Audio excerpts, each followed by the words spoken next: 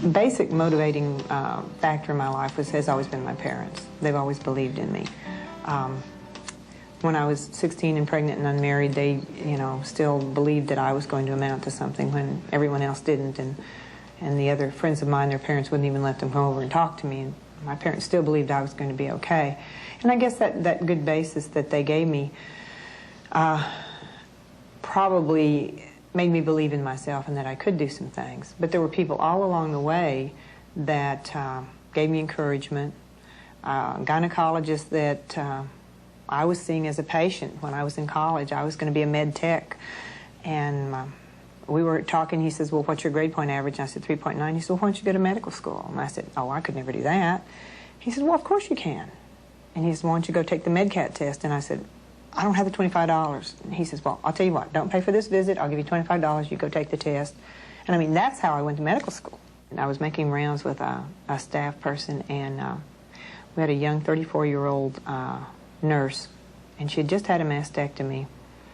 And this was the time you have to realize where you go in for a lump that's probably benign and wake up with no breast.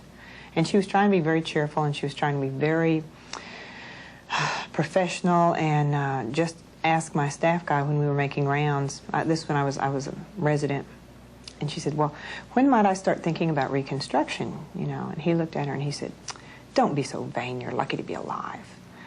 And she cried and I cried and I stayed behind and we boo-hooed together, and I thought, ooh, there's got to be a better way, And that made me particularly interested in the psychological aspect of breast cancer. There were no screening mammograms available to the poor when we first started here. So my push was to just even make mammograms available to some people when we first started. But then again, the gods have smiled on us, and we've had so many wonderful people helping us and contributing, and we can now provide approximately 10,000 mammograms a year.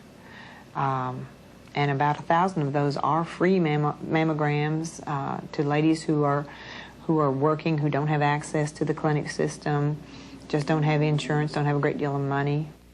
What keeps me going is the fact that we do find them early, that we do find some cancers very early, that we do get to cure the disease. Many more people are cured of breast cancer than ever die of breast cancer.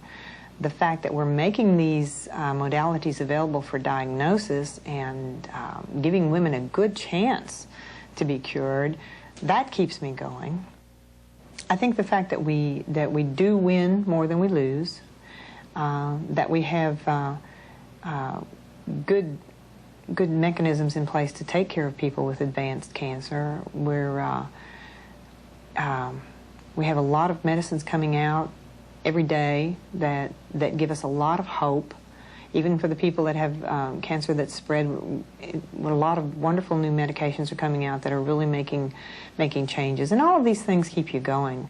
You have to leave it in God's hands till you go back to work in the morning, and just enjoy, the beauty of nature. I have a little small place where I have all my critters, and I think that really helps me get my mind right.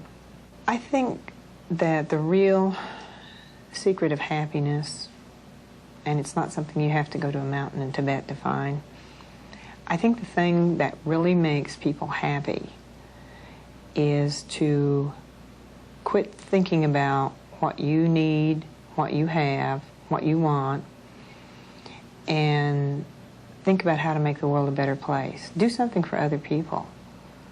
Do something to help other people to alleviate suffering. When you turn outward and you quit thinking about yourself, it's amazing how happy you become.